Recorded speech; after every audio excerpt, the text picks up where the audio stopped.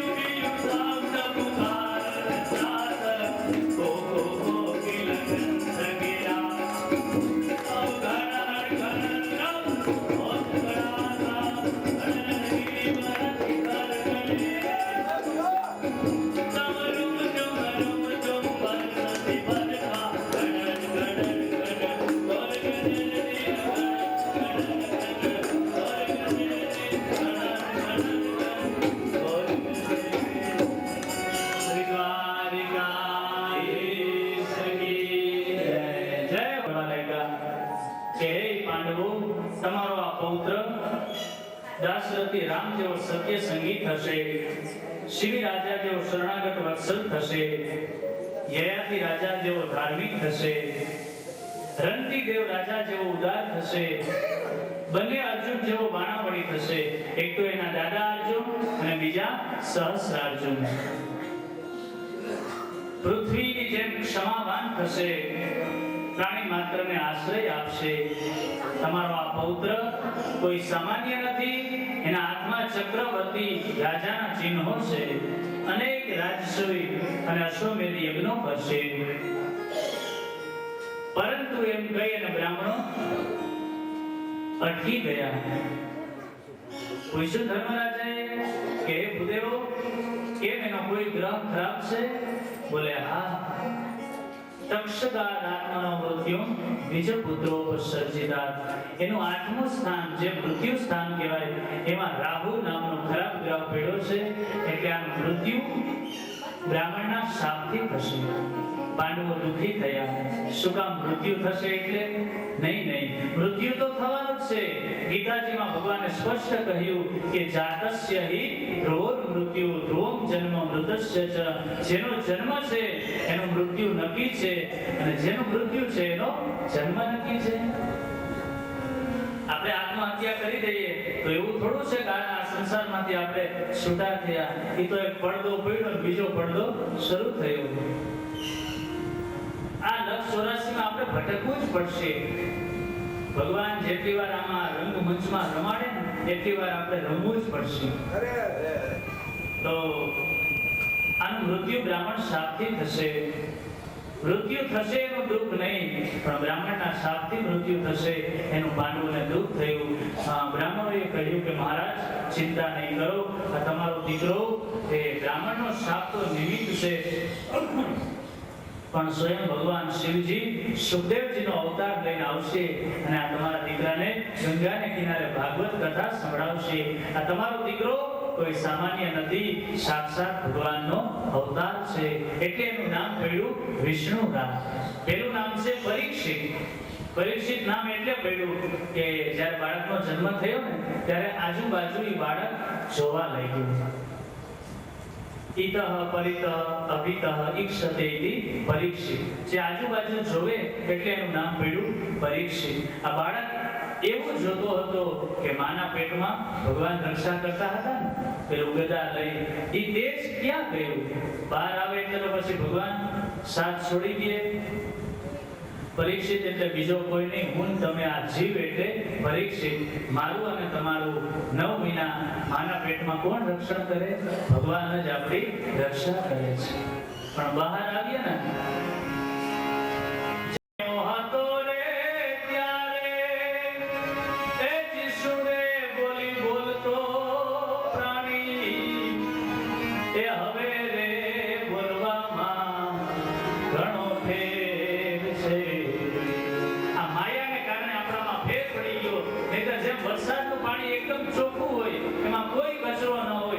ધરતીને મળે ને એટલે પાણી ડોળું થઈ જાય. માના પેટમાં તો આપણે બધા શુદ્ધ હતા અને ભગવાન જ આપણું રક્ષણ કરતા હતા. અને માના પેટમાં આપણે ભગવાનને વચન આપ્યું છે કે હે ભગવાન, હું ક્યારેય તને ભૂલીશ નહીં. પણ એ બહાર આવ્યા ને માયા પડી ગઈ અને બધું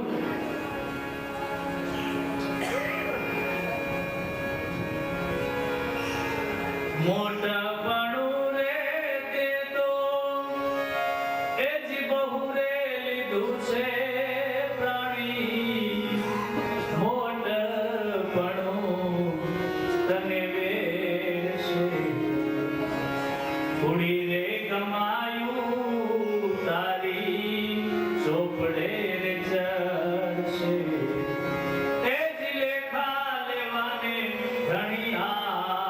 આવશે રે પ્રભુજી સિમરા વિના નાથજી નિવાયરા વિના પાર નહીં પહોંચે. ભગવાનને જે વાયદો આપ્યો ને એ વાયદો આપણે પૂરો કરવાનો છે. તો જીવ આપણે બધા પરીક્ષિત છીએ, પણ બહાર આવી અને માયાને કારણે ભગવાનને આપણે ભૂલી ગયા. બ્રાહ્મણોએ બાળકને આશીર્વાદ આપ્યો અને બ્રાહ્મણોને ખૂબ ધર્મરાજાએ દક્ષિણા આપી. દક્ષિણા લઈ આશીર્વાદ આપી ભૂદેવો વિદાય થયા. શુક્લ પક્ષમાં જેમ ચંદ્રમા વધે એમ પરીક્ષિત મહારાજ હવે મોટા થવા લાગ્યા. અને આ બાજુ શ્રી વિદુરજી જાત્રા કરવા ગયા હતા. 36 વર્ષ પછી વિદુરજી જાત્રા કરી અને હસ્તિનાપુરમાં પધાર્યા. પાંડવો અતિ પ્રસન્ન થયા. વિદુર કાકાના હમૈયા થયા.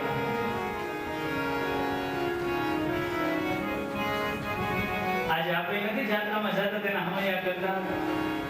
શેરી વડાવી સજ કરું ઘરે આવો ને મારા શેરી વડાવી સજ કરું ઘરે આવો ને હે મારી શેરીએ પધરાવું બાલક ઘેરે આવો.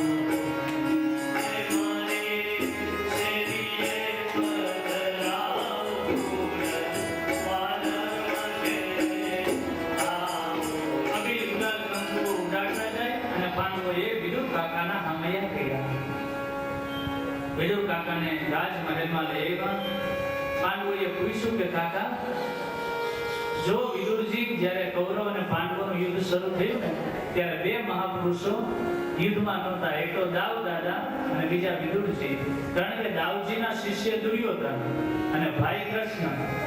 જો ઓલા પક્ષમાં રહીએ તો ભાઈની હારે દુશ્મનાવટ થાય અને આ પક્ષમાં રહીએ તો શિષ્યની સાથે. એટલે ધર્મ સંકટ થયું. દાવજી કે એના કરતા આપણે જાત્રા કરવા વયા જાય. આ વિદુરજીનો એવો પ્રશ્ન, કયા ભાઈનો પક્ષ લેવો? વિદુરજી પણ યાત્રા કરવા નીકળી ગયા. અને વિદુરજી જેવા સંતો, એને કોઈ જાત્રા કરવાની જરૂર નથી, પણ આપણે બધાને જ્ઞાન મળે ને એટલા માટે એ જાત્રા કરે છે. યાત્રા કરવી જ જોઈએ. આ એક આપણી જાત્રા છે ને. અહીંયા આવ્યા ભગવાનની કથા સાંભળીએ. આ એક યાત્રા. નહીંતર આપણે ઘરે કેટલી સુવિધા હતી. અહીંયા કદાચ સવારે ગરમ પાણી ન મળે તો સહન કરી લેવાનું. આ તો જાત્રા છે. કદાચ ઘર જેવું ભોજન ન મળે તો સહન કરી લેવાનું. જો કે ઘરથી તો વિશેષ છે. હવે અહીંથી ઘરે જાઉં તો શું થાય એની ચિંતા છે. એવી સુંદર મજાની વ્યવસ્થા છે. પણ કોઈ અગવડતા આવે તો તીર્થમાં એ અગવડતા ભોગવી લેવી અને ભગવાનનું ભજન કરવું. યા એટલે જા. પૂજ્ય ભાઈશ્રી કહે યા એટલે જા અને ત્રાસ વેઠવાની ત્રેવડ. ત્રા એટલે ત્રાસ વેઠવાની ત્રેવડ જો તારામાં હોય તો તું જાત્રા કરવા જાજે, નહીંતર પોરબંદરમાં જ રહેજે. યમુનાને કિનારે આવીને આપણે જો એમ કહીએ કે અમને આ સુવિધા નથી, યજમાન લોકોએ કેટલી વ્યવસ્થા આપી. કદાચ કોઈ અસુવિધા થઈ જાય તો આપણે સહન કરી લેવી જોઈએ, પણ ભગવાનનું ભજન નહીં છોડવાનું. અને વિદુરજી જેવા સંતો એટલા માટે જાત્રા કરે છે કે હજારો કરોડો લોકો આ યમુનાજીમાં સ્નાન કરે અને આપણે બધાય પાપ એમાં ઠલવીએ તો યમુનાજી પાપ ક્યારે ધોવે? તો આ વિદુરજી જેવા સંતો જ્યારે યમુનાજીમાં ગંગાજીમાં સ્નાન કરવા માટે આવે ત્યારે આ તીર્થોના પાપ સંતો ધોવે છે. સંત ન હોત સંસાર में તો જલી જાત બ્રહ્માંડ. સંતોના આધારે આપણે જીવી રહ્યા છીએ. તો વિદુરજી અને એક બીજું કે અન્ય ક્ષેત્રે કૃતમ પાપમ તીર્થ ક્ષેત્રે વિનશ્યતિ. આપણે અન્ય કોઈ જગ્યાએ પાપ કર્યું હોય અને તીર્થોમાં આવી અને જો એ પાપનું પ્રાયશ્ચિત કરીએ અને ભગવાનનું ભજન કરીએ તો એ પાપ આપણા બધા બળી અને ભસ્મ થઈ જાય. પણ તીર્થ ક્ષેત્રમાં આવી જો આપણે પાપ કરીએ તો એ પાપ લોઢા જેવું, વજ્ર જેવું, એ પાપનું ક્યાંય પ્રાયશ્ચિત નથી. એક સંતે બહુ સારો અર્થ કર્યો કે અન્ય ક્ષેત્રે કૃતમ પાપમ. ગાય, ભેંસ, બળદ આ બધા શરીર મળે અને એમાં કોઈ પાપ કરે ને તો એ પાપ પાપનું પ્રાયશ્ચિત થાય ક્યારે? તો કે જ્યારે માનવ શરીર મળે ને ત્યારે. પણ માનવ શરીર મળી જો પાપ કરે એનો ક્યારેય પ્રાયશ્ચિત નથી. આ શરીરની બહુ જવાબદારી છે. તો વિદુરજીનું સ્વાગત કર્યું, પછી તો એમનું ભોજન કર્યું. કાકા કયા કયા તીર્થોમાં ગયા, તમારી આજીવિકા કેવી રીતે ચાલી, બધી જે તીર્થોમાં ગયા આપણે પોરબંદર જે આપણા સગાવાલા છે એ બધા પૂછીએ તમારી કથા કેવી ગઈ, ત્યાં કેવો આનંદ કર્યો. હવે તો આ બધું વિડીયોની સુવિધા થઈ ગઈ એટલે આપણે એને કહીએ જો આ જોઈ લ્યો આ અમારી કથા. પણ નહીંતર આપણે જે તીર્થોમાં ગયા એનું બધું આપણે વર્ણન કરીએ. એવી રીતે વિદુરજીએ બધું વર્ણન કર્યું. ધૃતરાષ્ટ્ર અને ગાંધારી એ હજી જીવતા હતા અને પાંડવો એમની સેવા કરતા હતા. ભીમસેન ભોજન કુંતાજીને ધૃતરાષ્ટ્ર ગાંધારીને ભોજન કરાવે. કૌરવોએ દુઃખ બહુ આપ્યું પણ પાંડવોએ ક્યારે એનો બદલો લીધો નથી. નહીંતર આને મારવા માટે કેટલા પ્રયાસો કર્યા, છતાં પ્રેમથી ભીમસેન ભોજન કરાવે. યુધિષ્ઠિર જ્યારે ગાદીએ બેસે ત્યારે પહેલા કુંતાજીને ગાંધારીને ધૃતરાષ્ટ્રને પગે લાગે. પણ વિદુરજી આવ્યા અને વિદુરજીએ ધૃતરાષ્ટ્રને કાનમાં કહ્યું, અરે ભાઈ, જે પાંડવોને લાક્ષાગૃહમાં બાળી મારવાની કોશિશ કરી, જે પાંડવોને ભોજનમાં ઝેર ભેળવી અને મારવાની કોશિશ કરી, એ પાંડવોનું અંત થાય હજી તમે જીવો છો, તમને મરવાની ઈચ્છા નથી થતી. હવે આ શરીર છોડો. શું તમારી આજીવિકા, આ જીજીવિકા?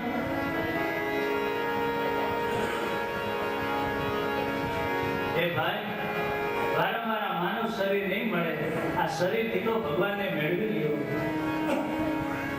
ગઈ પણ પાછી ફેર ન આવે, મુરગ મૂઢ ગવા.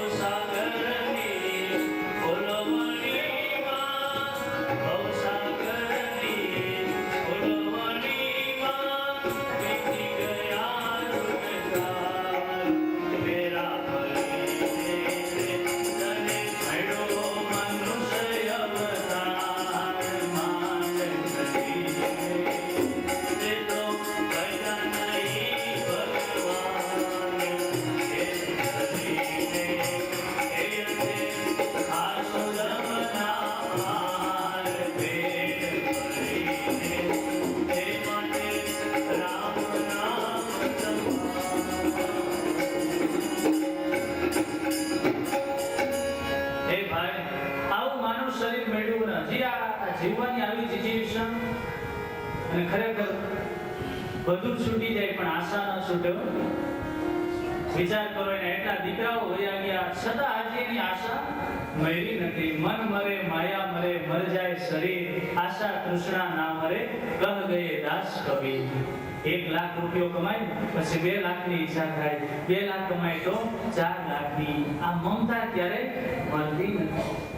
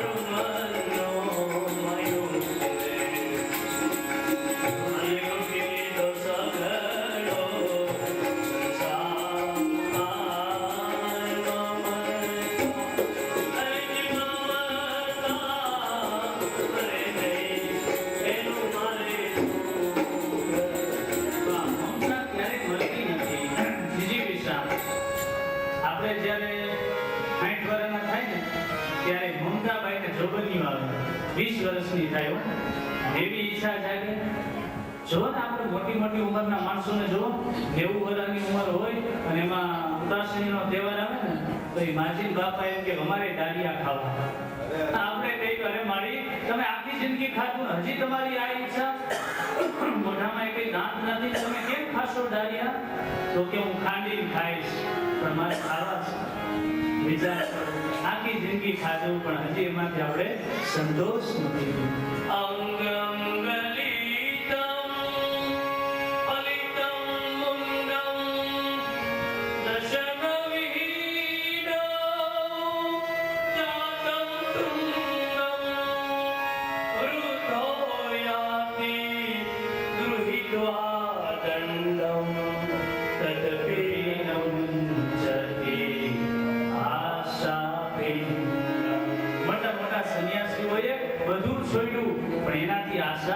છૂટતી નથી. આશા બહુ છોડવી કઠિન છે, મમતાને છોડવી અતિ કઠિન.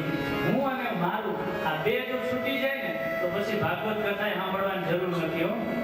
આ હું એ જે અજ્ઞાનતા મારા પૂજ્ય ભાઈશ્રી કહે કે હું હટે તો હરિ પ્રગટે. જો આ શરીરમાંથી હું હટી જાય ને તો આમાં હરિ બેઠા જ છે, પણ આપણો અહંકાર આડો એવો આમાં. અમુક લોકો આપણે ફોન કરીએ છો તો કે બસ આડો પડ્યો સોફામાં, અને ખરેખર આડો જ પીડો હોય, આખા પોરબંદરને નડતો હોય. એનો હું હટે તો હરી અને મમ અને મારું આ મારું મારું ખરેખર આપણું કઈ છે જ નહીં. આ બધું ભગવાનનું છે. 60 વર્ષની ઉંમર થાય ને એટલે બે રસ્તા હોય. એ બે રસ્તામાં હામા હોય, એક રસ્તો હરી બાજુ જાય અને એક રસ્તો હાય હાય બાજુ જાય. જે હરિના માર્ગે જાય એનું કલ્યાણ થાય અને હાય હાયના માર્ગે જાય એનું હાય હાય થાય. એટલે 60 વર્ષની ઉંમર હોય અથવા તો જેની 55 વર્ષની ઉંમર થઈ હોય એ બધા સાવધાન થઈ જાજો, સારો રસ્તો પકડજો, આશા ન છૂટે. પણ એવું નથી કે આપણે જંગલમાં જઈ ભગવાનનું ભજન કરીએ તો ભગવાન મળે. નતા આગળ કથા આવશે કાલે કે જળ ભરત બધું છોડી ગંડકી નદીમાં એ તપ કરતા હતા, ત્યાં હરણના બચ્ચામાં આસક્ત થયા.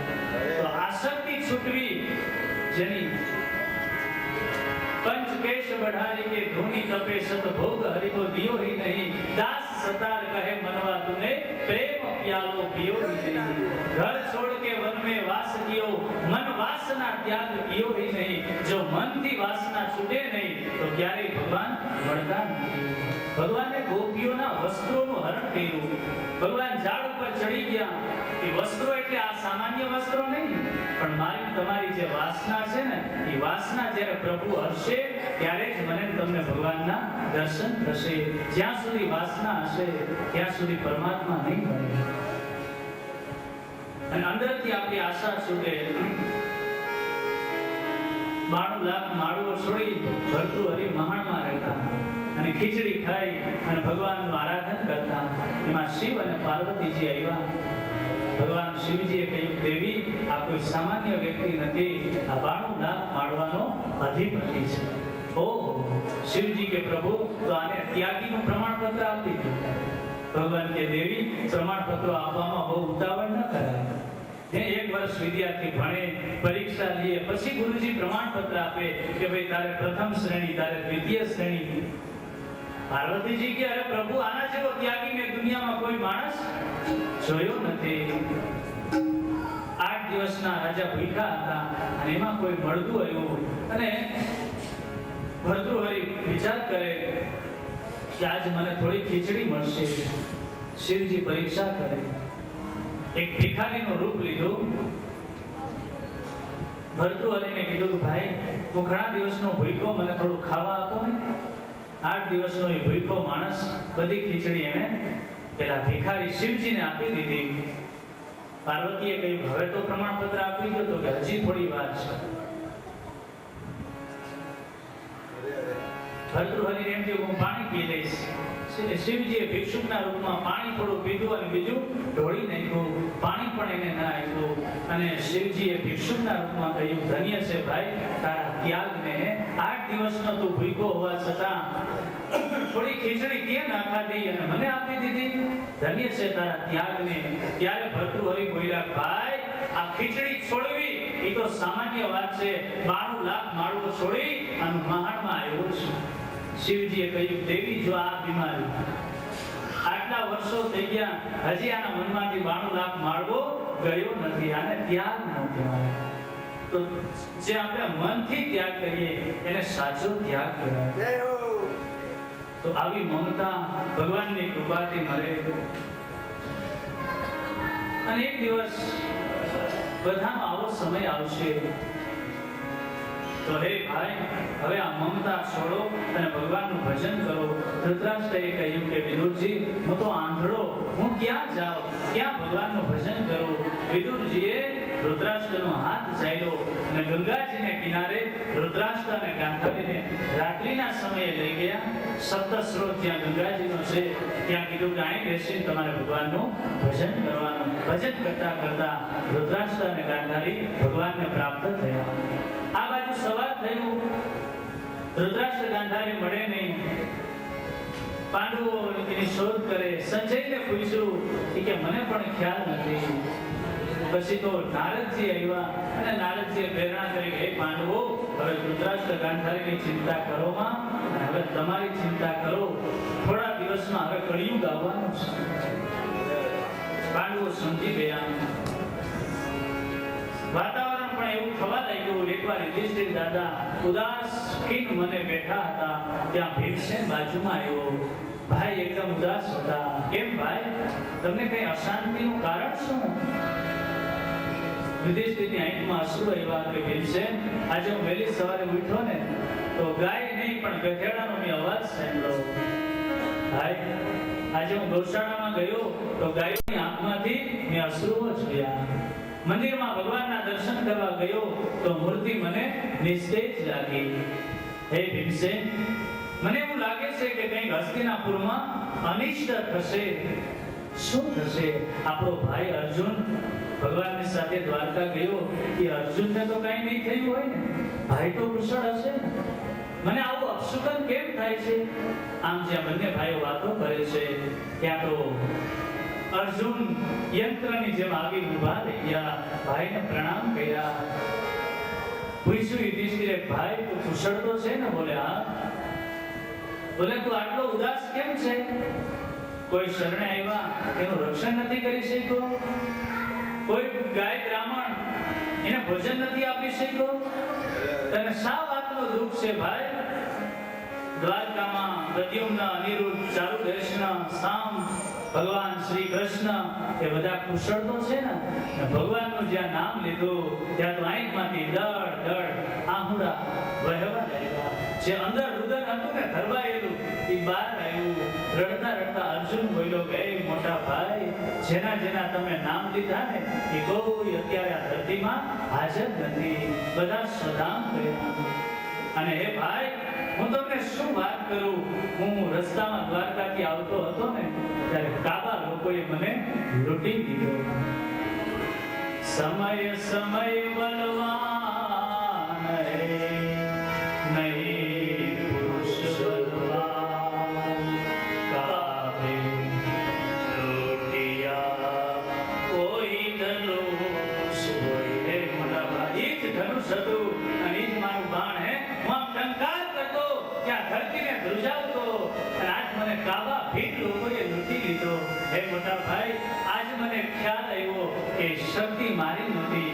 જે બાણથી મેં મત્સ્ય વેદ કર્યો, જે બાણથી આસ્તિનાપુરની ગાદી આપણે જીતી, ખરેખર એ શક્તિ તો દ્વારકાધીશની હતી. વંચિતો હમ મહારાજ હરિણા બંધુરૂપિણા,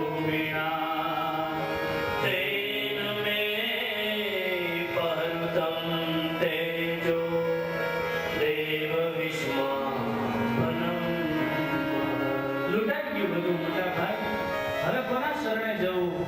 દ્રૌપદીજી આવ્યા દોડતા દોડતા, એને ખ્યાલ આવ્યો કે ભગવાન હવે આ ધરતીમાં રહ્યા નથી. દિવાલમાં માથા ફસાડ્યા કે હવે તો ચીર ખેંચનાર રહ્યા, ચીર પૂરનાર પ્રભુ સ્વધામ સીધાવ્યા, હવે આ ધરતીમાં રહેવાય નહીં.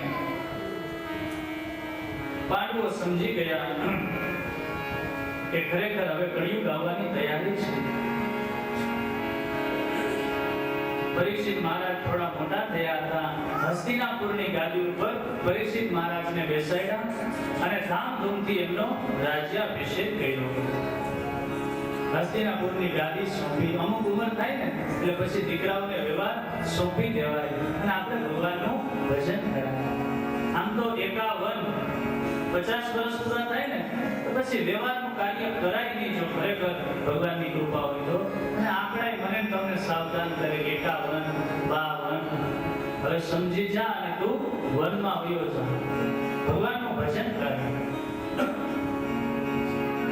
પણ આપણે તો 60 ને 90 વર્ષ થાય ને તોય કબાટની ચાવીઓ લઈને કથા સાંભળવા આવી. વહુને ખોટી દેવાય. એ ગોર બાપા લોટ માંગવા ગયા ને બિચારી હજી નવી વહુ હતી કે જો હું લોટનો વાટકો આપીશ અને કદાચ મારા સાસુ આવી ઝઘડો કરે તો કે ગોર બાપા મારા સાસુ ઘરે નથી, કાલે તમે આવજો. અને ગોર બાપા ખાલી ખડીએ બહાર ગયા.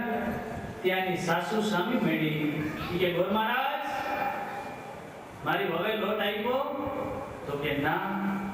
એને ના પાડી કે આજ મારા સાસુ નથી, કાલે તમે આવજો. અરે એનાથી ના કેમ પડાય? હાલો પાછા હાલો. ગોર બાપા કે ભલે લોટનો વાટકો મને મળે ને એમાં શું વાંધો.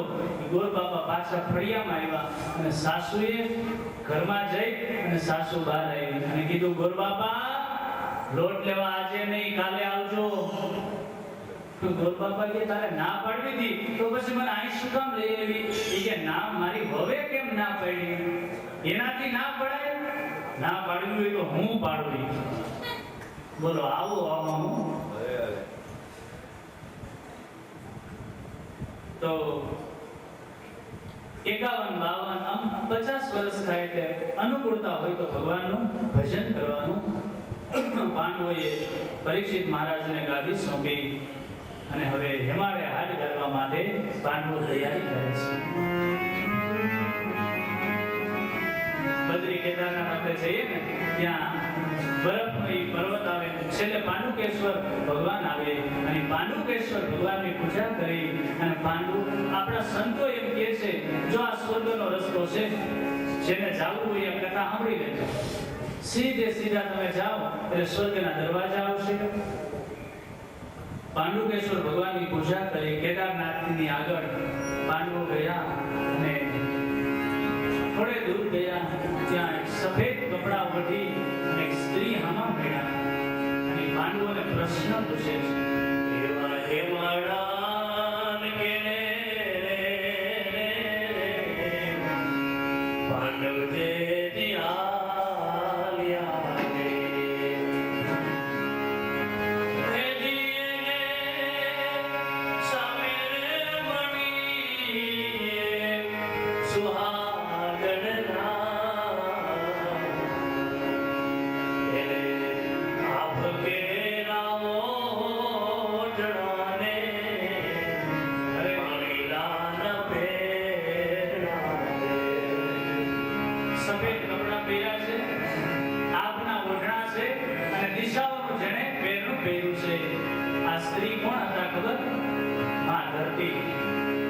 ધરતી માતાએ પાંડવોને પ્રશ્ન પૂછ્યો અને પૂછ્યું એણે વાણીમાં રાખીને વિવે આ બાણ ક્યાં મેલ્યા રે મુકુટ માથે કે નથી. હે પાંડવો તમારા બાણ ક્યાં, તમારા મુકુટ ક્યાં? આખી જિંદગી તમે યુદ્ધ કરી હસ્તિનાપુરની ગાદી મેળવી, એ ગાદી ક્યાં આવે? કઈ આપણી સાથે? અરે આખી દુનિયાના માલિક હોય પણ એક ઈંટનો કટકોય માલિક તમારી સાથે નહીં આવે. કર્માનુભવ ગચ્છતિ જીવ એક ધનાની ભૂમો પશવસ્ય ગોષ્ઠે ધનાની એટલે આ ધન જેટલું આપણે કમાઈશું ને એ ધન બધું અહીં જમીનમાં રહી જશે. કરોડપતિ કેમ ન હોય? ગાય ભેંસ બળદ હજારો ભેંસો હશે બળદ હશે એ બધા ગમાણમાં બાંધ્યા રહેશે. ભાર્યા ગૃહદ્વારી જના સ્મશાને આપણી અર્ધાંગના ને આપણી પત્ની એ પણ ઘરના દરવાજા સુધી આવશે. ગામના લોકો બધા સ્મશાન સુધી આવશે. દેહસ્થિતાયા આ શરીર જેને આપણે કેટલું શણગાર્યું નિર્મા લાઈફબોય લક્સ કેવા બધા સાબુ વાપરા શરીર માટે કેવા શેમ્પુ વાપરા પણ એ શરીરે ચિતા સુધી આવશે ત્યાં એ પણ રાગ થઈ જાય. દેહસ્થિતાય પરલોક માર્ગે કર્માનુભોગ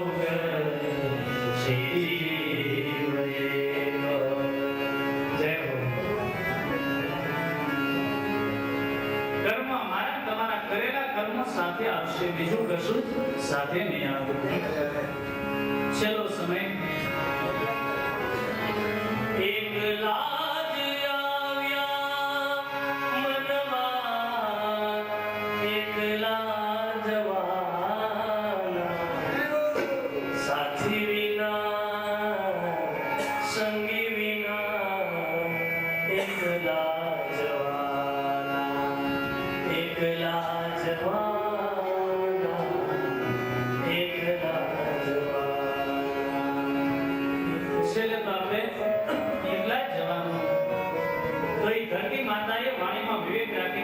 કહેવાનો મતલબ કે આપણે ગમે એટલું ધન કમાય મારી તમારી સાથે નહીં આવે. સાથે તો માત્ર કરેલા કર્મો આ સત્કર્મો બધા સાથે આવશે. પછી તો થોડે આગળ ગયા ત્યાં દ્રૌપદીજીનું પતન થયું. એટલે દ્રૌપદીજી વાચાળ તો હતા જ યુધિષ્ઠિરથી રહેવાયું નહીં. યુધિષ્ઠિર બોલ્યા કે એને ભેદ હતો ને અર્જુન એને વધુ વાલા હતા એટલે એનું પતન થયું. દ્રૌપદીજીએ કહ્યું કે યુધિષ્ઠિર સુખેથી જીવવા તો ન દીધી પણ હવે સુખેથી મરવા તો દો. જો ભેદ રાખે ને એને સ્વર્ગ મળે નહીં. કોઈ દિવસ ભેદ ન રખાય. આપણે પરિવારમાં બધા સાથે રહેતા હોય અને એમાં જો આપણે ભેદ રાખીએ તો એમાં ક્યારેય જીવન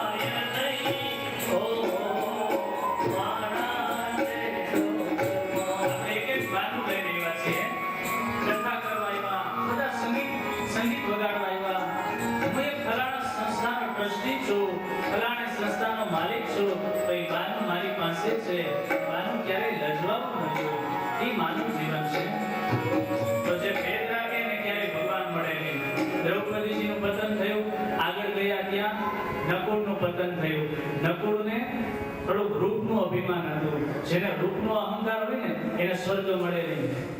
અને અમુક લોકોને એવો અહંકાર હોય સવારના 4 વાગે ઉઠે અને ડ્રેસિંગ ટેબલ આમાં એવા ઊભા હોય લગભગ 2-3 કલાક કોઈ શરીરને શણગારે.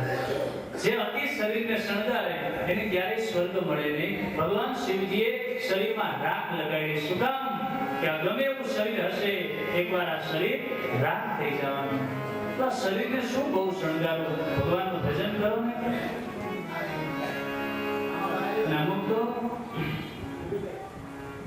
અમુક બહેનો તો બસમાં આરીસાન દાંતિયા ભેરા રાખ્યો. બસમાં આપણે બેઠા હોય તો એવામાં ત્યાં બોલો બસ નહીં બધું લાલી લિપસ્ટિક ને એવું બધું લગાડતા હોય આટલું બધું શરીરને શણગારવું ઉચેટીના ચપ્પલ પહેર્યા હોય આપણે એમ થાય કે ક્યારે પડશે અને ક્યારે પગ ભાંગશે એવી તો ભાઈઓ વ્યસન અને બહેનો ફેશન છોડી દે ને તો આપણો ભારત દેશ બહુ આગળ આવી જાય પણ એવા આપણે શરીરને શણગારીએ એવો સમય બરબાદ કરીએ તો જેને રૂપનો અહંકાર હશે અરે દેવીદાસ બાપુ એ રક્ત પીત્યાની સેવા કરતા હોય અને 80 વર્ષની ડોહી એને ખોળામાં લઈને બાપુ પૂછે બા તમે નાના હતા ત્યારે તમારું શરીર કેવું હતું અને મારી એવી વાતો કરે ઘરે બેટા હું નાની હતી ને ત્યારે 3 બેડા પાણી ભરતી 1 કિલોમીટરથી હું પાણી લઈ આવતી અને વહેલી 4 વાગે ઉઠી અને ઘરનું બધું કામ કરતી પણ આજે મારી બેસી પણ નથી શકતા મારો તમારો સમય એક દિવસ આવો જ આવશે ગમે એવું સુંદર શરીર હશે કળચલી વળી જશે કોઈ બાજુમાં બેસશે નહીં તો રૂપનો જે અહંકાર કરે એને સદેહ સ્વર્ગ નહીં મળે આગળ ગયા ત્યાં સહદેવનું પતન થયું સહદેવને જ્ઞાનનો અહંકાર હતો જે જ્ઞાનીને જ્ઞાનનો અભિમાન હોય એને ક્યારેય સ્વર્ગ ન મળે વિદ્યા પડી કરતા ફિરે ઔરન કા અપમાન નારાયણ ઓ વિદ્યા નહીં તાજી અવિદ્યા જાણ ગમે એવો મોટો વિદ્વાન હોય એ વિદ્વાન થઈ જો બીજાનું અપમાન કરે તો ખરેખર વિદ્યા નથી પણ અવિદ્યા છે કામ ક્રોધ મદ લોભ કો જગ લગ ઘટ में स्थान क्या पंडित क्या मूर्ख दोनों एक समान ગમે એવો વિદ્વાન હોય ગમે એવો પંડિત હોય પણ જેના હૃદયમાં કામ ક્રોધ લોભ ગયો નથી તો એ મૂર્ખમાં અને પંડિતમાં કોઈ તફાવત નથી તો જ્ઞાની એને કહેવાય જેનામાં અહંકાર ન હોય સરળ હૃદય હોય એને સ્વર્ગ મળે આગળ ગયા ત્યાં અર્જુનનું પતન થયું અર્જુનને ગાંડીવનો અહંકાર હતો કે મારા જેવો કોઈ બાણા પડી નહીં આગળ ગયા ત્યાં ભીમસેનનું પતન થયું અમારા એક વિનોદી સંત કથામાં ક્યારેક હાસ્ય કરાવે કે ભીમસેન બહુ ભોજન કરતા ને એટલે એને સદૈવ સ્વર્ગ ન મળ્યું જે અતિ ભોજન કરે એને સ્વર્ગ ન મળે અને અમુક લોકોનો ખોરાક એવો હોય આખી ડોલ ભરી હોય ને એ ડોલ એક લાડવા ખાઈ છે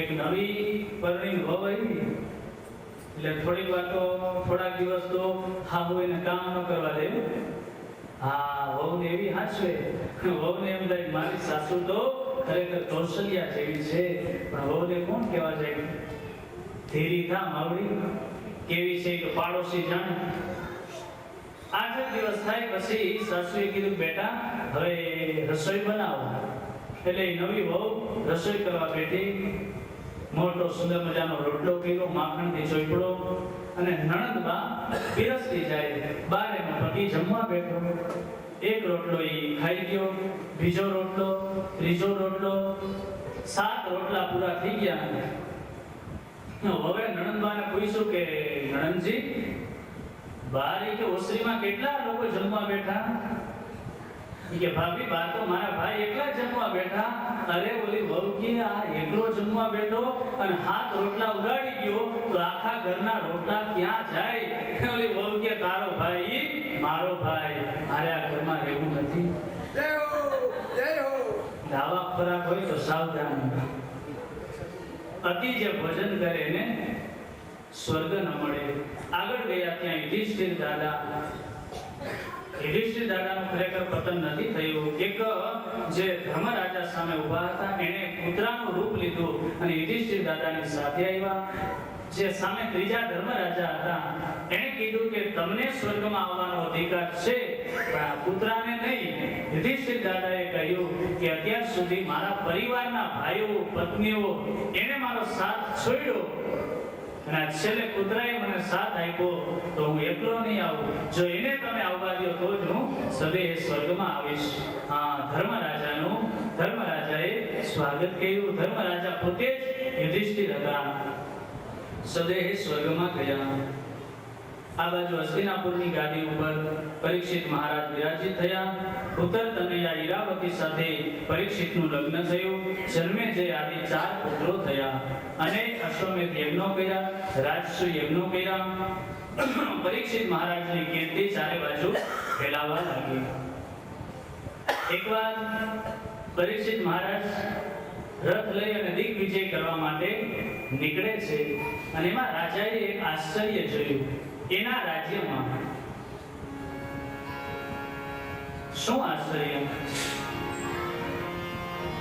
ગાય અને બળદને જોડી અને હળથી એક શુદ્ર હાંકતો હતો અને લાકડીથી ગાય અને બળદને મારતો હતો.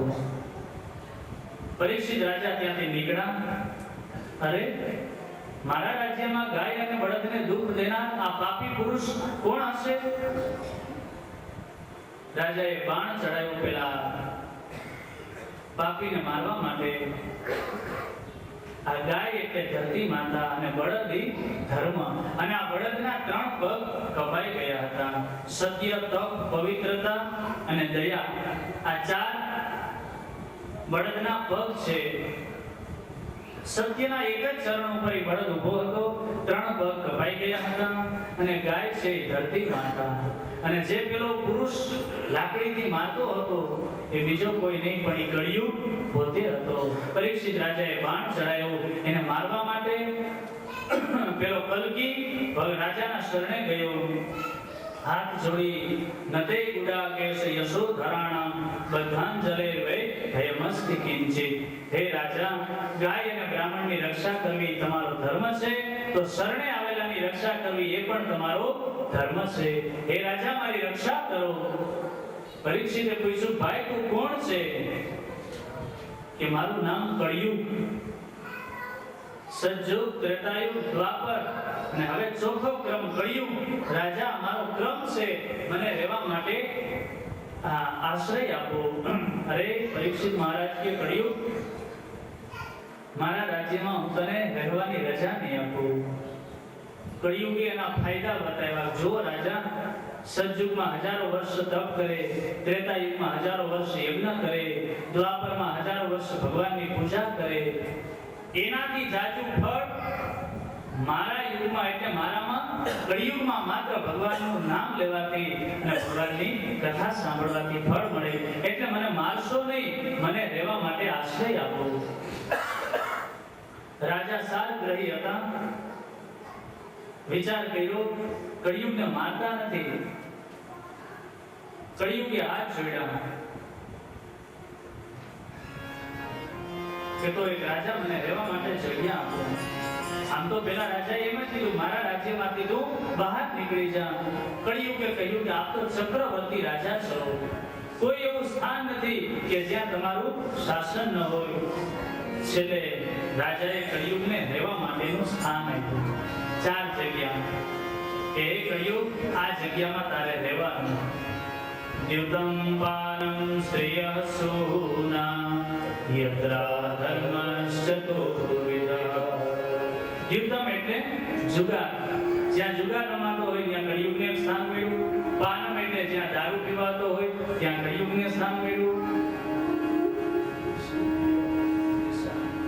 ગણિકાનું જ્યાં આલય હોય ત્યાં એને રહેવા માટે સ્થાન મળ્યું. અને જ્યાં હિંસા થતી હોય ત્યાં આ 4 સ્થાનમાં રાજાએ રહેવા માટેની રજા આપી.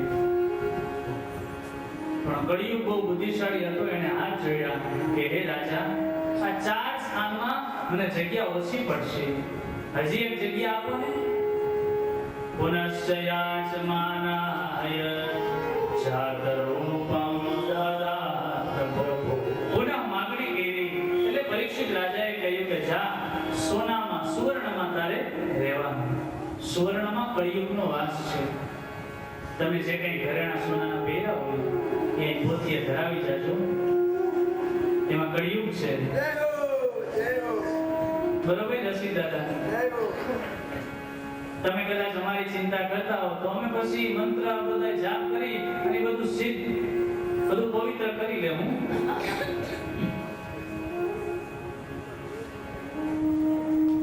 કળિયુગને 4 સ્થાન રહેવા માટે આપ્યા. પણ કળિયુગના ભાગ્ય બહુ સારા ને તે બીજા 4 સ્થાન એને આંગળી આવ્યા, આપોઆપ મળી ગયા વગર માંગ્યા. અમુક છોકરાનો આંગળી આવે. કયા 4 સ્થાન મળ્યા? જૂના જમાનાના હોય સમજી જાય. તતો નૃતમ મદમ કામમ રજો વૈરમ ચ પંચમમ. અસત્ય જ્યાં જુગાર રમાતો હોય ને ત્યાં કળિયુગને અસત્ય સ્થાન આપોઆપ મળી ગયું. જુગાર રમાતો હોય ત્યાં ક્યાંય સત્યતા હોય અને સત્યનું જે પાલન કરે એ જુગારમાં જીતે.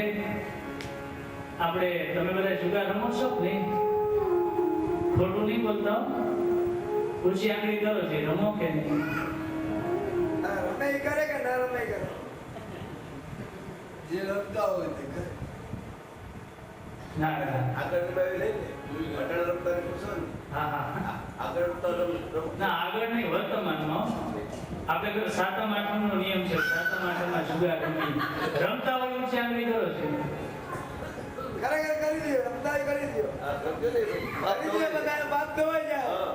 હા વૃંદાવનમાં આવીને જે ઊંચી આંગળી કરશે હા પાપ ધોવાઈ પાપ ધોવાઈ જશે.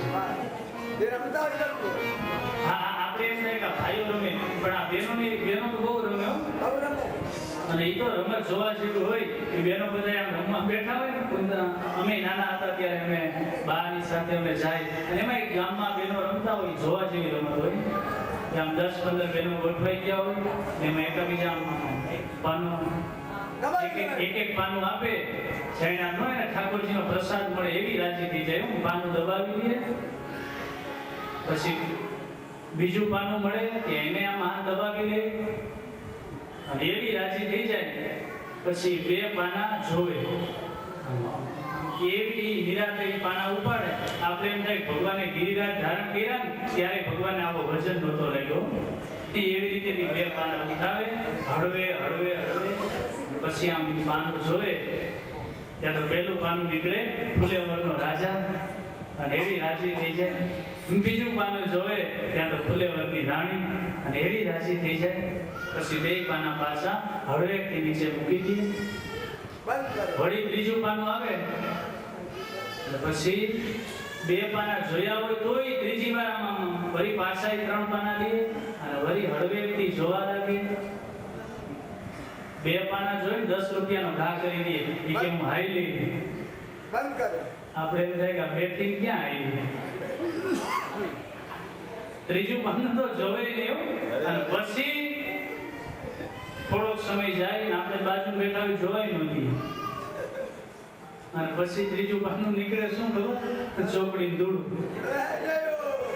અને એવી આમ ગરમ થાય આમ પાનાનો ઘા કર્યો અને બાજુમાં આપણે બેઠા હોય ને આપણા આમાં ડોળા કાઢે અને અમુક બહેનો તો ઢીકોય મારી લ્યો મગનભાઈ.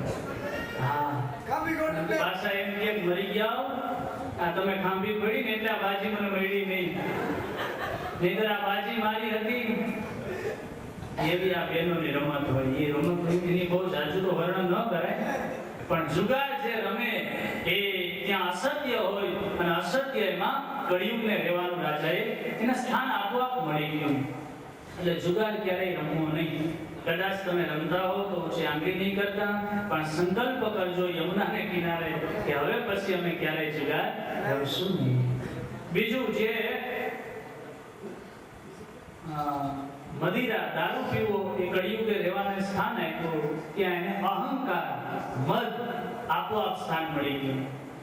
દારૂડિયા જે હોય ને એ અહંકારી બહુ હોય. 2 વ્યસની દારૂ પીને ઝાડવા ઉપર ચડ્યા. જૂનો દારૂ મારી ગયા અને એમાં બેભાન થઈ નીચે પડ્યો દારૂડિયો. નીચે પાછો ઊંચું જોઈને બોલ્યો એ કેલા હું પાકી ગયો. ફળ પાકી જાય એટલે આપોઆપ નીચે પડી જાય ને. ત્યાં ઓલો દારૂના મદમાં કે હું હમણાં પાકી જઈશ. અહંકાર એમ મદ દારૂડિયા જો ને એને કઈ ભાન ન હોય. ત્રીજું ગણિકાનું હાલે ત્યાં કામ આપોઆપ સ્થાન મળે છે. અને ચોથું જ્યાં વેદ ત્યાં હિંસા સ્થાન મળે. આમ ચાર રાજાએ આપ્યા, ચાર બીજા 8 અને એક સોનું, આમ 9 સ્થાન. આ 9 જગ્યાએ ક્યારે આપણે જાવું નહીં. ત્યાં હંમેશા કળિયુગનો વાસ છે. અથૈતાની ન સેવિત પુરુષો પુરુષ વચે વિશેષતો ધર્મશીલો રાજા લોકપતિ ગુરુ. ચાર સ્થાન આપી અને પાછા રાજા મૃગલાઓનો શિકાર કરી અને ઘરે આવ્યા. એકવાર ઘણા દિવસો પછી પરીક્ષિત મહારાજને મૃગલાઓનો શિકાર કરવાની ઈચ્છા થઈ. કાળા ઘોડા જોડી રથ લઈ અને રાજા મૃગલાઓનો શિકાર કરવાની તૈયારી કરતા હતા. પરીક્ષિતને થયું કે આ એક રૂમ એવો હતો જ્યાં લોઢાનું તાળું માર્યું હતું. એ રૂમ રાજાએ ક્યારેય ખોલ્યો નહોતો. આજે રાજાને એમ થયું કે હાલને આમાં મારા બાપ દાદાએ શું એવી સંપત્તિ રાખી હશે. લોઢાનું તાળું, એની ચાવી તો હતી નહીં. એ તાળું તોડ્યું અને સૈનિકોએ અંદર પ્રવેશ કર્યો. રાજા પણ સાથે ગયા. એમાં એક લોઢાની પેટી હતી, એને પણ તાળું માર્યું, એ તોડ્યું. અને એ પેટી જ્યાં ખોલી ને ત્યાં એમાં સાચા રત્નોથી મઢેલો સોનાનો મુગુટ નીકળ્યો. અને પરીક્ષિત રાજાએ મુગુટ જોઈ એવા રાજી થઈ ગયા કે ઓહો, આટલી મારા બાપ દાદાની સંપત્તિ, આવો સુંદર મુગુટ આટલા વર્ષો મેં ક્યારે પહેર્યો નહીં. પછી તો રાજાએ એ સાચા રત્નોનો મઢેલો મુગુટ આ માથે પધરાયો અને આલિશામાં જ્યાં જોયું ને ત્યાં રાજાને એકદમ મુગુટ ફિટ થઈ ગયું. હવે આ મુકુટ એ અનિતિનો સોનું હતું અને આ મુકુટ બીજા કોઈ નહીં, જરાસંધનો હતો. ભીમ અને જરાસંધનું યુદ્ધ થયું. ભીમને આ મુકુટ ગમ્યો. ભગવાને અને યુધિષ્ઠિરે ના પાડી કે ભીમસેન આ મુકુટ આપણે જોઈતો નથી, પણ પરાણે ભીમસેન એ મુકુટ લઈ આવ્યા. આજ રાજાએ એ મુકુટ પહેર્યો. પરીક્ષિત રાજાએ કળિયુગને રહેવા માટેનું સોનામાં સ્થાન આપ્યું. કળિયુગ રાજાના મસ્તક ઉપર સવાર થયું. કહેવાનો મતલબ કે અનિતિનું જે ધન આવે ને ઘરમાં, એ મીઠું બહુ લાગે. રાજાને જેમ મુકુટ આમ બહુ ગમ્યું ને એમ અનિતિનું ધન બહુ સારું લાગે.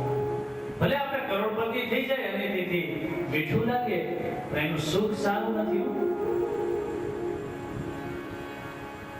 11મું વર્ષ આવે ને, 10 વર્ષ આપણા ઘરમાં રહી, 11મું વર્ષ આવે એટલે નીતિનું ધન હોય એને લઈ ગયું છે. પછી તો આ મુગુટ પહેરી અને પરીક્ષિત મહારાજ મૃગલાઓનો શિકાર કરવા ગયા. બપોરનો સમય થયો. રાજાને તરસ લાગી. શમીક ઋષિનો આશ્રમ હતો. શમીક ઋષિ તો ધ્યાનમાં બેઠા છે અને રાજા હાથમાં હથિયાર લઈ અને ઋષિના આશ્રમમાં ગયા. પણ ઋષિ ધ્યાનમાં એટલે રાજાનું સ્વાગત ન કર્યું અને પરીક્ષિત મહારાજ એકદમ ક્રોધિત થયા. જો ક્રોધમાં ગળ્યું છે, મારા રાજ્યના ઋષિ અને મારું સ્વાગત નથી કરતા. આશ્રમમાં એક સર્પ હતો ને, એ સર્પને પરીક્ષિત રાજાએ બાણથી મારી અને એ સર્પનો હાથ શમીક ઋષિના ગળામાં પહેરાયો અને રાજા આશ્રમમાંથી વિદાય થયા. જો ભગવાન ક્યારે કેને કેવા બનાવે. શિવ અને પાર્વતીનો સંવાદ છે, એમાં ભગવાન શિવજીએ કહ્યું, હે દેવી, આ જગતમાં કોઈ જ્ઞાની નથી અને કોઈ અજ્ઞાની નથી. ભગવાન જ્યારે જેને જેવો બનાવે ને એવો માણસ બનાવે છે. પરીક્ષિત મહારાજ જેવા જ્ઞાનીને આજે અજ્ઞાન થયું અને અજ્ઞાનમાં શું કહ્યું.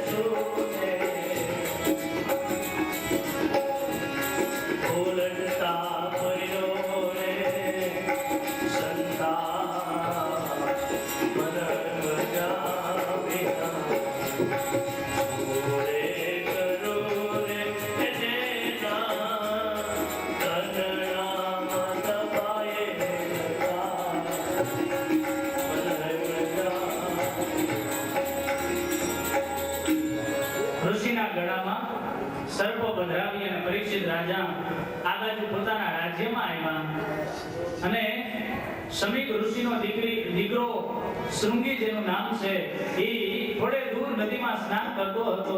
ત્યાં કોઈ ભાઈએ જઈ અને કીધું કે અરે તું અહીંયા સ્નાન કરે અને તારા બાપના ગળામાં તો કોઈએ મરેલો સર્પ નાખ્યો છે. અરે મારા બાપના ગળામાં મરેલો સર્પ કોણે નાખ્યો હશે? બોલે રાજા જેવી કોઈ વ્યક્તિ હશે. હતી 5 વર્ષનો એક બ્રાહ્મણનો બાળક એકદમ ઉગ્ર થયો.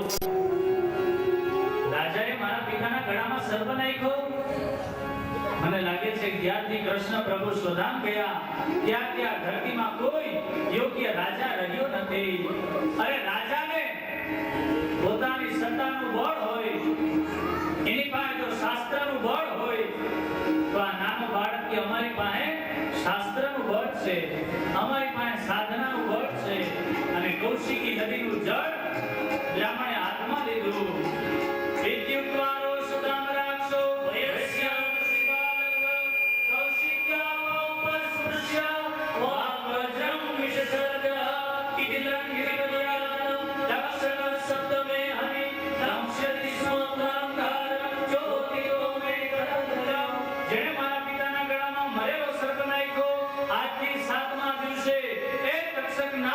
જીવતો થાય અને નાગ દંશથી એ વ્યક્તિનું મૃત્યુ થાય. અને કદાચ તક્ષક નાગ ન કરે તો તક્ષક નાગનું પણ મૃત્યુ હોતો. જલ નીચે છોડ્યું અને નાનો બાળક દોડતો દોડતો આશ્રમમાં આવ્યો. શમીક ઋષિ તો ધ્યાનમાં હતા.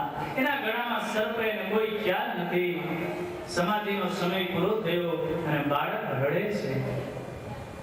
ઋષિએ જોયું કરે બેટા શા માટે રડે? અને જ્યાં ગળામાં જોયું ત્યાં સર્પ હતો. ઋષિએ સર્પ નીચે રાખ્યો.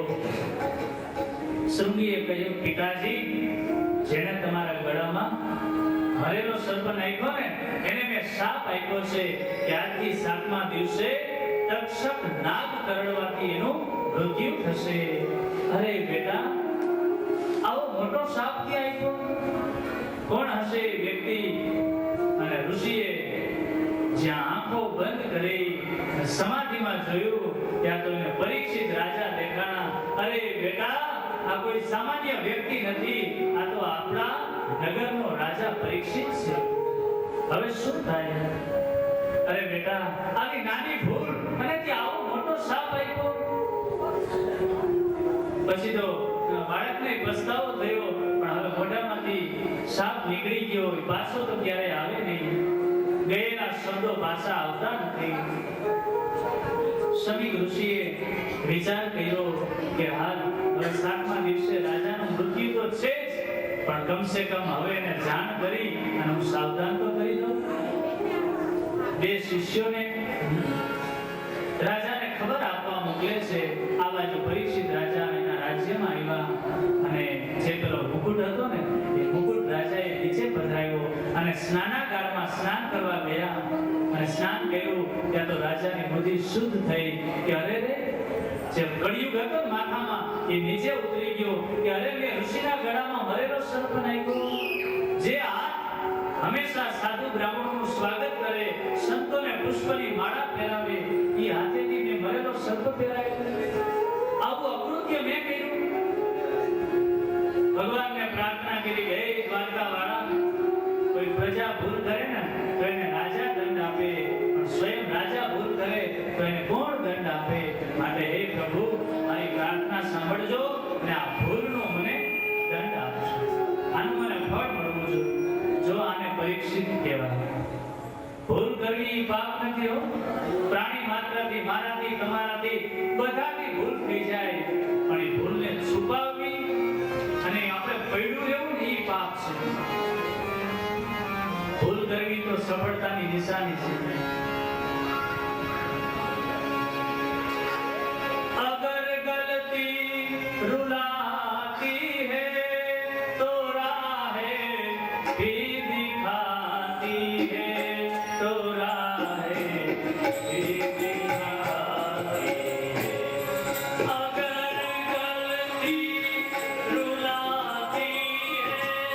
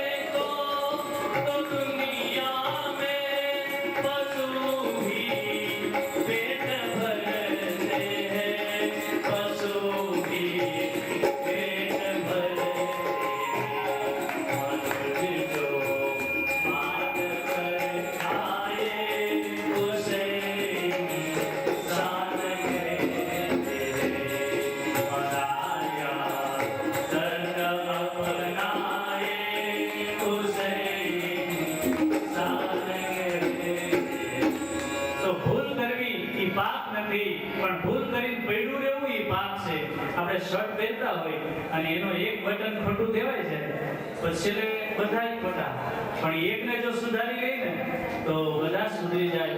એમ જિંદગીમાં ભૂલ બધાથી થઈ જાય, પણ એ ભૂલનું પ્રાયશ્ચિત ભગવાનની સામે કરીએ અને જો ભગવાનનું ભજન કરીએ તો મારો તમારો ઉદ્ધાર થઈ જાય. પરીક્ષિત મહારાજે ભગવાનને પ્રાર્થના કરી કે હે પ્રભુ, આ ભૂલનું મને દંડ આપજો. આમ જ્યાં પસ્તાવો કરતા હતા ત્યાં સમીક ઋષિના 2 શિષ્યો આવ્યા અને એણે કીધું, મહારાજ, અમારા ઋષિના ગળામાં તમે મરેલો સર્પ નાખ્યો તો અમારા ઋષિના દીકરા શૃંગીએ આપને શાપ આપ્યો છે કે આજથી 7મા દિવસે રક્ષક નાગ કરવાથી તમારું મૃત્યુ થશે. અને પરીક્ષિત રાજા નાચવા માંડ્યા.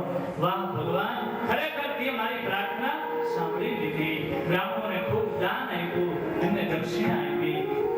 હવે તો અને જો 7 દિવસ પહેલા રાજાને ખબર પડી ગઈ કે 7 દિવસ પહેલા કાળ પણ મને નહીં મારી શકે. પરીક્ષિતને ખબર પડી કે 7 દિવસ હું નહીં મરું, જ્યારે મને તમને કલાકની ખબર નથી. પછી તો આપણે કોઈ એમ કે 7 દિવસમાં તમારું મૃત્યુ, આપણે શું કરીએ ખબર? સગાવાળાને ભેરા કરીએ, સારું સારું ભોજન કરીએ કે ભાઈ હવે તો 7 જ દિવસ રહ્યા, પછી વયું જાવું, ખાઈ લે, એ બધી ચિંતા કરી. પરીક્ષિત મહારાજે જન્મે જે આદિ દીકરાઓને રાજ્ય સોંપી અને અનશન વ્રત લઈ અને રાજા ગંગાજીને કિનારે આવ્યા. હજારો ઋષિઓને ખબર પડી, આ બધા ઋષિઓ ગંગાજીને કિનારે આવ્યા. રાજાએ બધાને હાથ જોડી અને પ્રાર્થના કરી, હે ઋષિઓ, 7 દિવસમાં મારો મોક્ષ થાય એવું મને જ્ઞાન આપો, એવી મને કથા સંભળાવો. બધા ઋષિઓ વિચાર કરે કે હવે 7 દિવસમાં મોક્ષ થાય એવી કઈ કથા? કર્મકાંડી બ્રાહ્મણો હતા એ બધા કે નવચંડી યજ્ઞ કરીએ તો મોક્ષ થાય, પણ એમાં તો 9 દિવસ રહી. 7 દિવસ માટે કોઈ નિર્ણય લઈ શકતા નથી. નારદજી આ સભામાં આગળ હતા અને નારદજી કે જો આમને આમ દિવસો આમને આમ સમય જવા લાગશે તો હમણાં 7 દિવસ પૂરા થઈ જશે, રાજાનું શું થશે?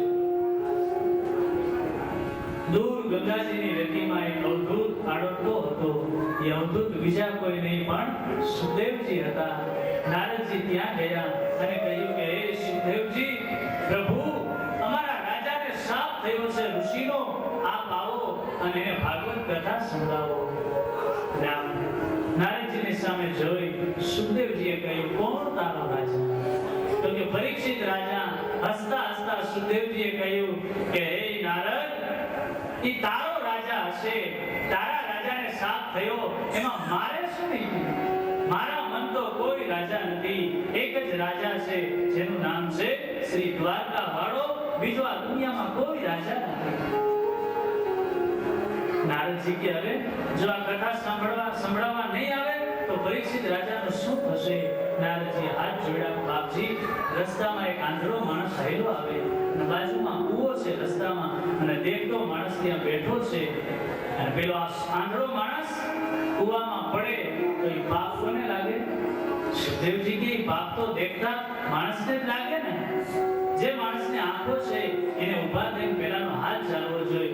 નારદજી હાથ જોડ્યા. હે બાપજી, આ સંસાર અંધારો કૂવો છે અને એમાં પરીક્ષિત એ જીવ હાલ્યો આવે છે. હે બાપજી, એ કૂવામાં પડશે, તમે તમારી જ્ઞાનની દ્રષ્ટિથી એને જોવો છો અને હવે જો એ પડશે તો એ પાપ કોને લાગશે?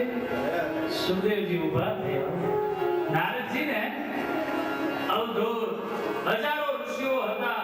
એ ઋષિઓની મંડળીમાં તત્રાભવત ભગવાન વ્યાસપુત્રો યદૃચ્છયાગા મતમાનો નભેક્ષ અલક્ષ્યલિંગો નિજલાભ દુષ્ટો વૃતશ્ચ બાલે અવધૂતના વેશમાં નગ્ન દિગંબર, હાથમાં કમંડળ, મૃગચર્મ નાકમાં ત્રિપુંડ તૈણા છે અને ભાગવતના શ્લોકો ગાતા ગાતા ગંગાને કિનારે સુખદેવજી પ્રગટ થયા. બોલીએ શ્રી સુખદેવજી મહારાજ કી જય. હજારો ઋષિઓ હતા ને એ બધાએ સુખદેવજીને દંડવત કરીને પ્રણામ કરે છે. પરીક્ષિત મહારાજને ભરોસો આવી ગયો, હવે મારો ઉદ્ધાર થશે. દર્ભના આસન પર સુદેવજીને બેસાડ્યા અને રાજાએ હાથ જોડી અને સુદેવજીનું પૂજન કર્યું. આવો આપણે ગુરુજીનું પૂજન કરીએ. ગુરુ વગર ક્યારે ઉદ્ધાર થાય નહીં, ગુરુ વગર ક્યારે ભગવાન મળે નહીં. સદગુરુની કૃપા થાય. ગુરુ બ્રહ્મા, ગુરુ વિષ્ણુ, ગુરુ દેવો મહેશ્વર. ગુરુ બિનુ ભાવનિધિ તરહીન હોય, જો વિરંચી શંકર સમ હોય. ઓમ ગુરુદેવ જય ગુરુદેવા. આવો સહેલી કન્યા જય ગુરુદેવા. ઓમ ગુરુદેવ જય ગુરુદેવા. ઓમ ગુરુદેવ જય ગુરુદેવા.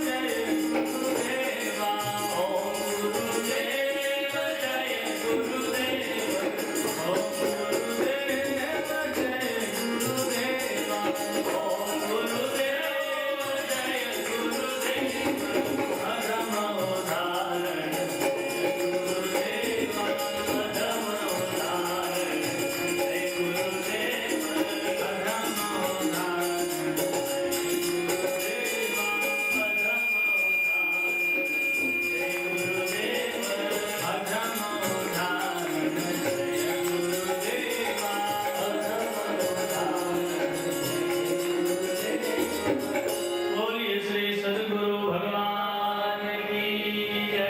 શ્રી સુખદેવજી મહારાજ કી જય. શ્રી પરીક્ષિત મહારાજ કી જય.